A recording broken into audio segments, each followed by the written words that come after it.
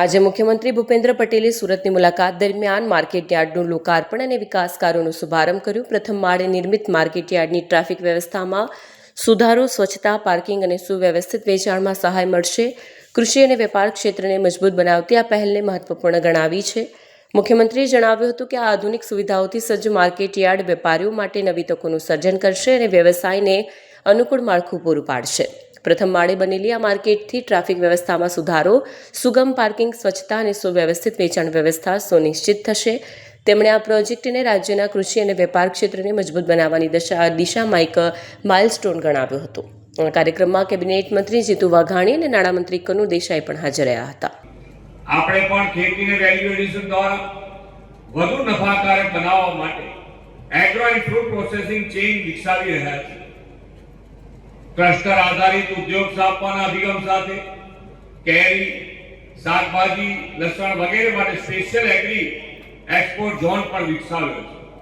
દૂધ ઉત્પાદન સહિતના એગ્રી એલાઇડ સેક્ટરમાં પણ ગુજરાત મહત્વની ભૂમિકા ભજવી રહ્યું છે। આજે એપીએમસી સુરત દ્વારા ફૂડ પ્રોસેસિંગ પ્લાન્ટ મારફતે દક્ષિણ ગુજરાતના ખેડૂતોના પાકોના ભાવ સારા મળી રહે તે માટે વેલ્યુ એડિશન સેન્ટર તૈયાર થયું છે। આ સેન્ટરથી હમણાં ચેરમેન શ્રી જેમ જણાવતા તેમ દક્ષિણ ગુજરાતના ખેડૂતોની કેરી, ચીકુ જેવા ફળો ખરીદીને તેનો પલ્પ બનાવીને Russia, Korea, Japan, Canada, America જેવા દેશોમાં નિકાસ કરવાથી ખેડૂતોને વધુ મૂલ્ય મળી રહ્યું છે। આ ઉપરાંત mango juice, jam, lychee juice, tomato ketchup, tomato puree, અથાણા સહિતના અન્ય ઉત્પાદનો પણ સુરત, તાપી જિલ્લા તેમજ સુમૂલ પાર્લર કૃષિ બોર્ડ ખાતે વેચાય છે। તેને વધુ પણ વેગ મળી રહ્યો છે। વડાપ્રધાનશ્રીએ ડિજિટલ અને ઇન્ફ્રાસ્ટ્રક્ચર સુધારણાથી ખેતીમાં ઉત્પાદન વધારવા અને ખેડૂતોને વધુ માર્કેટ એક્સેસ તથા ટેકનોલોજીનો સપોર્ટ મળે તે માટે હંમેશા પ્રયત્ન કર્યો છે। તેમના નેતૃત્વમાં સરકારે કૃષિ ક્ષેત્રમાં પાક ઉત્પાદકતા, સસ્ટેનેબિલિટી અને ખેડૂતોની આજીવિકા સુધારવા સહિતના વિવિધ પડકારોનો સામનો કરવા માટે આર્ટિફિશિયલ ઇન્ટેલિજન્સ સિસ્ટમનો ઉપયોગ શરૂ કર્યો છે। કિસાન ઈ-મિત્ર જેવી વોઇસ આધારિત એઆઈ સંચાલિત ચેટબોટ સિસ્ટમ શરૂ કરાવીને ખેડૂતોને પીએમ કિસાન સન્માન નિધિ યોજના અને કિસાન ક્રેડિટ કાર્ડ અંગેના પ્રશ્નોના જવાબ મળી રહે તેવી સુવિધા પણ વિકસાવી છે। અસાધારણ કમોસમી વરસાદમાં નુકસાનગ્રસ્ત ખેડૂતોને 10,000 કરોડની માતબર કૃષિ સહાય પેકેજ આપીને સરકાર તેમની પડખે ઉભા રહેવાનો પ્રયત્ન કર્યો છે। પરંતુ ક્લાઇમેટ ચેન્જના કારણે ખેડૂતોના ઉત્પાદનના નુકસાનને આગોતરી રીતે પહોંચી વળવા માટે એઆઈ આધારિત સિસ્ટમ ડેવલપ કરવામાં આવી રહી છે।